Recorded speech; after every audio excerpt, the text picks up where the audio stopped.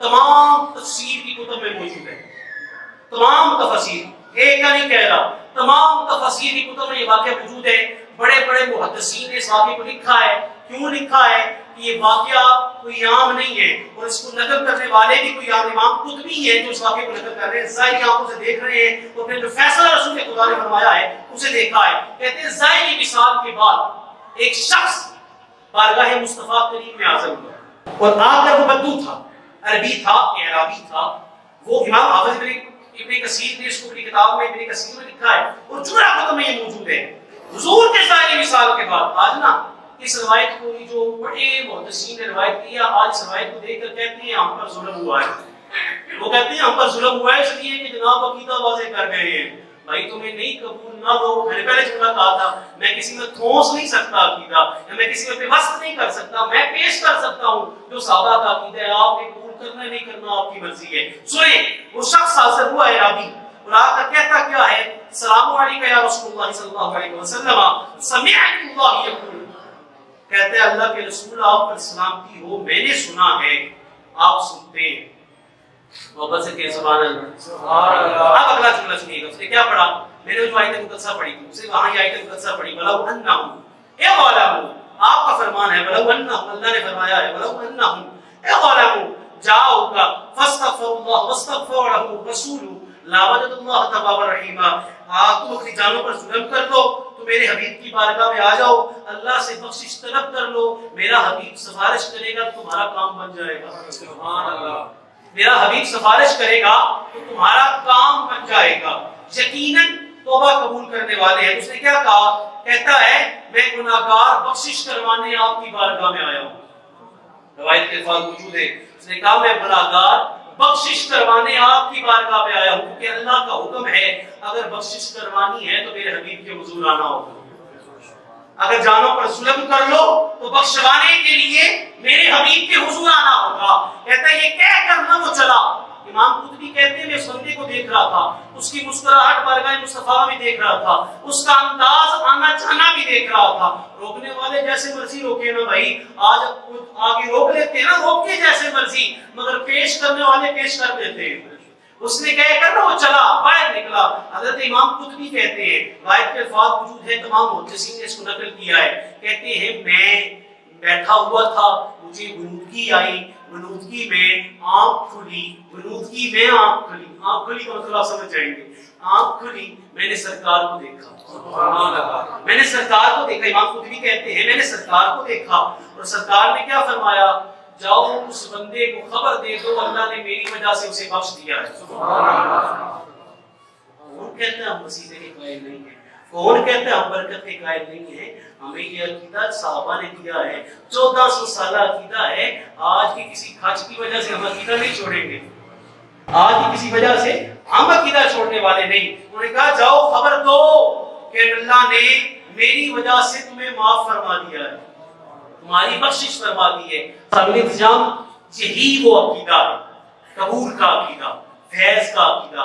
اب حضور کی بارگاہ میں عرض کی، اسی طرح محبوبان خدا ہیں بڑی ذمہ داری کے ساتھ، یہ جو محبوبان خدا ہیں جنہوں نے ساری زندگی اللہ اللہ کیا ہے، آئے اس پر میں ایک جملہ پیش کرتا ہوں، بڑی آسانی رہے گی آپ کے لیے سمجھنے میں۔ حضرت بابا فرید گنج شکر رحمۃ اللہ تعالیٰ علیہ بڑے کمال کے بزرگ ہیں، اور ہمارے صابریہ چشتیہ میں نا، صابریہ چشتیہ میں میرے مرشد بھی ہیں۔ حضرت بابا فرید گنج شکر رحمۃ اللہ تعالیٰ علیہ آپ ایک ریت کے ٹپے پہ بیٹھے ہوئے ہیں، سامنے ایک مدرسہ تھا، اس مدرسے سے نا اب واقعے میں بات سمجھیے گا، واقعہ میں کیوں پیش کر رہا ہوں میں بتاتا ہوں، سنیے گا۔ حضرت بابا فرید گنج شکر رحمۃ اللہ تعالیٰ علیہ، اور واقعہ نصیحت کے لیے ہوتا ہے، بات سمجھیے۔ کہا وہ آپ بیٹھے ہوئے ہیں تو سامنے مدرسہ تھا، مدرسے میں وہ بچے جو تھے نا وہ پہاڑ کے اوپر جاتے تھے لینے کے لیے پانی میٹھا، تو انہوں نے بچے کی مدرسے کے اکٹھے ہوئے گڑھے اکٹھے کیے اور گڑھے اکٹھے کر کے چل پڑے۔ بابا جی رحمۃ اللہ تعالیٰ علیہ درمیان میں بیٹھے ہوئے تھے۔ آپ نے داتا علی فیری کا واقعہ سنا ہوا ہے، وہ جو آیا تھا دودھ لے کے مائی جا رہی تھی، اس کو بھی میں سمجھاتا ہوں آسانی رہے گی، اس کو بھی سمجھانے لگا اس کو بھی سمجھانے لگا، پھر بتاتا ہوں شامل ہو کیا کیا ہے۔ حضرت بلاؤ انہم غلام جاؤ کا مجھ میں ہے اللہ البشرا فی الحیات الدنیا فی الاخرہ، وہ کیا ہے اب میں بتانے لگا ہوں۔ حضرت بابا فرید شکر رحمۃ اللہ تعالیٰ نے بچوں کو دیکھا، کہا کدھر جا رہے ہو؟ کہا حضور یہاں مدرسے کا پانی کھایا ہے, ہم میٹھا پانی لینے جا رہے ہیں. فرمایا اچھا ایڈی دور کیوں جانتے ہو, میرے کو لایا کرو میں ہی میٹھا کر دیتا کر سکتا. ایڈی دور کیوں جانتے ہو, آپ کی زبان بتا رہا ہوں, ایڈی دور کیوں جانتے ہو, میرے کو لایا کرو میں ہی میٹھا کر دیتا کر سکتا. کہا کہ حضور آپ میٹھا کر سکتے ہیں. فرمایا اللہ نے طاقت دی ہے. کس نے طاقت دی ہے؟ تو اس چیز کے کہنا ہمارا عقیدہ تو یہ ہے کہ اولیاء کو جتنا بھی تصرف ملا ہے اللہ نے دیا ہے. اللہ دینے پہ قادر ہے. قرآن کہتا ہے اور قرآن کہہ رہا ہے قیامت تک وہ دیتا رہے گا. تم نہ دو تو تمہاری مرضی ہے, تمہیں سمجھ نہ آئے تو تمہاری مرضی ہے. فرمایا کیا؟ فرمایا اللہ نے مجھے طاقت دی ہے. فرمایا اچھا حضور بابا جی دکھائے نا. فرمایا جاؤ مٹکے بھر کے لاؤ. مٹکے بھر کے سامنے رکھے ہیں. حضرت بابا فرید علی شکر رحمۃ اللہ تعالیٰ علیہ کے آپ نے ایک بار سورۃ فاتحہ پڑھی, مٹکوں پر پھونک ماری. مٹکے دور تھے مگر مٹکوں پہ پھونک ماری, سارے مٹکے میٹھے ہو گئے. اب وہ اٹھا کر نا واپس گئے. منتظمین جو ناظمیان تھا نا وہ باہر آیا. ان کا بچے بیٹی جلدی آ گئے ہو. انہوں نے کہا بابا جی بیٹھے ہوئے تھے, انہوں نے کام جلدی کر دیا. انہوں نے کہا کیا مطلب؟ انہوں نے کہا یہ اللہ کا ایک بندہ بیٹھا ہوا تھا, اس نے کہا اللہ کا بندہ تھا, وہ جانے اللہ جانے, اس نے کہا تھا پانی کھارا لے آؤ میں میٹھا کر دوں گا. انہوں نے کہا کیا پڑھا تھا؟ انہوں نے کہا سورۃ فاتحہ پڑھی تھی. انہوں نے کہا سورۃ فاتحہ تو مینوں ہی آندی ہے, بڑا بڑا قاری ہوں. سورۃ فاتحہ تو مینوں ہی آندی ہے. آپ نے ایک مرتبہ پڑھی تھی, اس نے 101 مرتبہ پڑھی. دم کیا, پانی میٹھا نہیں ہوا. مٹکا اٹھایا بابا جی کی بارگاہ میں. بابا جی یہ معاملہ ہے, سمجھ نہیں آئی. فرمایا پتر زبان میں تو فرید علی ہونی چاہیے, زبان میں تو فرید علی ہونی چاہیے. زبان کیا تھی؟ اللہ اللہ کرتے اتنا اس کو راضی کیا تھا کہ نکلنے والا جملہ اللہ خالی نہیں جانے دیتا. زبان اطہر سے نکلنے والا. کیوں؟ آئے نا قرآن حدیث میں موجود نہیں ہے. حضور نے نہیں فرمایا کہ اللہ فرماتا ہے میں اس کی زبان بن جاتا ہوں, میں اس کے ہاتھ بن جاتا ہوں, میں اس کے کان بن جاتا ہوں, میں اس کی آنکھ بن جاتا ہوں جس سے وہ دیکھتا ہے, جس سے وہ بات کرتا ہے. وجہ کیا ہے؟ یعنی میں وہ برکت عطا کر دیتا ہوں. اس کی زبان نہیں کہتی, وہ کہہ دیتا ہے ہم پورا کر دیتے ہیں. وہ کہہ دیتا ہے ہم پورا فرما دیتے ہیں. آپ نے سنا ہوگا داتا علی جویری رحمۃ اللہ تعالیٰ علیہ, داتا علی جویری کو مال خود ملا ہے. آپ کر لینے چلے بھائی. وہ کہتے رب رب کر دے بڑھڑے ہو گئے ملنا پڑھنے سارے, رب دا کھوج برا نہ لگا, سجدے کر کر ہارے, رب دا تیرے اندر وسدا وچ قرآن اشارے, پر بلے شاہ رب انہوں ملدا جڑا یار تے تن من والے.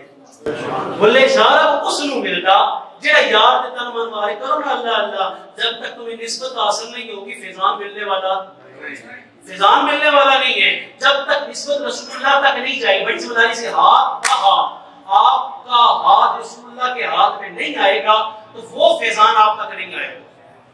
بڑی ذمہ داری کے ساتھ. اور ولایت کا اصول بھی یہی ہے, طریقت کا اصول بھی یہی ہے. ہر بندہ پیر بھی نہیں ہوتا, ہر نسبت والا ظاہر والا پیر نہیں ہوتا.